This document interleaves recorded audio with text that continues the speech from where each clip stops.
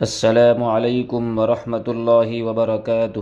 امید ہے کہ آپ تمام حضرات بخیر و عافیت ہوں گے۔ آپ تمام حضرات کی خدمت میں بہت قیمتی بات لے کر حاضر ہوا ہوں۔ اب اس بات کو شروع کرتے ہیں بغیر تاخیر کیے ہوئے۔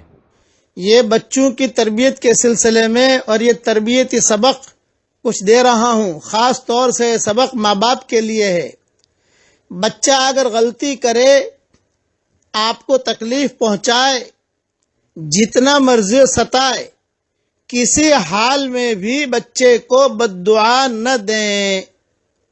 شیطان دھوکہ دیتا ہے، ماں کے دل میں یہ بات ڈالتا ہے کہ میں دل سے بد دعا نہیں دے رہی، بس اوپر اوپر سے کہہ رہی ہوں، اور اس دھوکے میں کئی مرتبہ مائیں آ جاتی ہیں اور زبان سے برے الفاظ کہہ جاتی ہیں۔ یاد رکھنا، یہ اولاد اللہ کی نعمت ہے، اس کو بد دعائیں دینا نعمت کی ناقدری ہے۔ اللہ کتنا کریم ہے، ہم جیسے ناقدروں کو بھی نعمتیں عطا فرما دیتا ہے۔ ہم گناہ کرتے ہیں، اللہ کے احکامات توڑتے ہیں، پھر بھی اللہ تعالی ہمیں نعمتیں عطا فرما دیتا ہے۔ تو اس کی قدر کیجئے اور اس کو دعائیں دیجئے۔ بلکہ بچے اگر تنگ کریں تو بد دعا دینے کے بجائے آپ اس کو یہ دعا دیجئے کہ اللہ تجھے ہدایت دے، اللہ تجھے نماز پڑھنے کی توفیق دے، اللہ تجھے دین کا داعی بنائے۔ ہمارے مولانا سعید خان صاحب رحمۃ اللہ علیہ کو دیکھا، وہ فرماتے تھے کہ جب بھی گھر میں جاؤ اور بچہ اگر بہت پریشان کرتا ہے تو اس کا نام یہ رکھ لو، جیسے اس کا نام ہے عبداللہ، تو اسے یہ کہو یہ عبداللہ دین کا داعی ہے، یہ عبداللہ دین کا داعی ہے، داعی الخیر ہے۔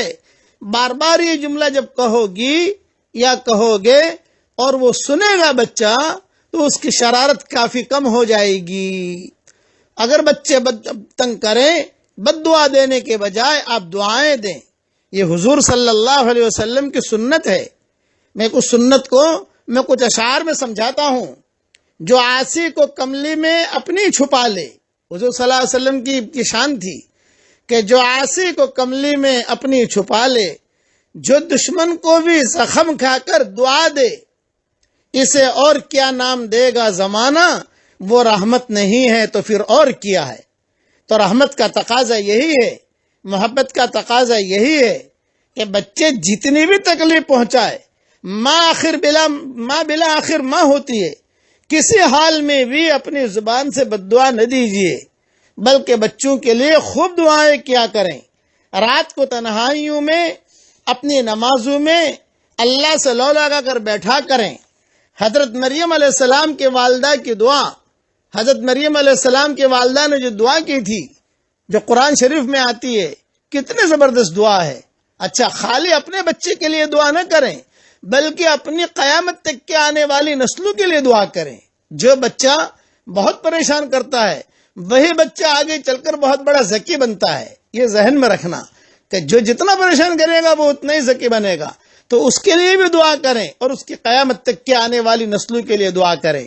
میں دعا کرتا ہوں کہ اللہ تعالی ہم مسلمانوں کے جتنے بچے بچیاں ہیں، سب کو ماں باپ کا فرما بردار بنائے، سب کو دیندار بنائے، اور سب کو قیامت تک کے آنے والی ہماری ساری نسلوں کو اللہ تعالیٰ دیندار بنائے، دین کا داعی بنائے، اور اللہ تعالیٰ قیامت تک کے آنے والی نسلوں میں ہماری کوئی مشرک پیدا نہ کرے، کوئی ملحد پیدا نہ کرے، کوئی بدعتی پیدا نہ کرے، بلکہ اور کوئی بے نمازی پیدا نہ کرے۔ سب کو اللہ تعالیٰ نماز پڑھنے کی توفیق عطا فرمائے، پورے دین پر چلنے کی توفیق عطا فرمائے۔ اگلا مضمون انشاءاللہ کل عرض کروں گا۔